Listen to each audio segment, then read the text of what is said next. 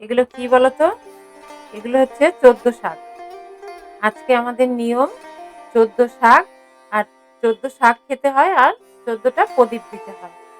তাই এখন আমি এই যে বাজারে গেছিলাম, বাজার থেকে ১৪ শাক নিয়ে আসলাম। এর মধ্যে আসলেও ১৪ শাক থাকে কিনা জানি তো না। কিন্তু যাই হোক কি করব? কিছু তো করার নেই। এখন তো একটা, একটা করে গোনা যাবে না। তো এটা এখন ভালো করে খুঁটে বেছে ধুয়ে পরিষ্কার করে নেব। এই ১৪ শাক একটু আলু, একটু বেগুন আর বড়ি দিয়ে রান্না করলে খুব ভালো লাগে খেতে। তো এগুলো এখন বেছে ধুয়ে নেব। ধুয়ে নিয়ে তারপরে রান্নাটা বসিয়ে দেব। খুব ভালো করে পরিষ্কার করে ধুয়ে নেব। শাকে তো অনেক রকম বালি-ফালি থাকে। ভালো করে না ধুলে না বালি কিচকিচ করে।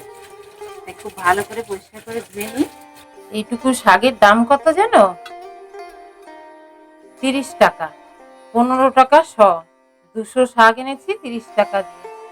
তো এইটুকু শাক রান্না করলে তো একদম একটুখানি হয়ে যাবে। তার জন্য এর মধ্যে একটু আলু দেবো, একটু বেগুন দেবো আর বড়ি দিয়ে রান্না করব। তাহলে চলো রান্নাটা করে নিই।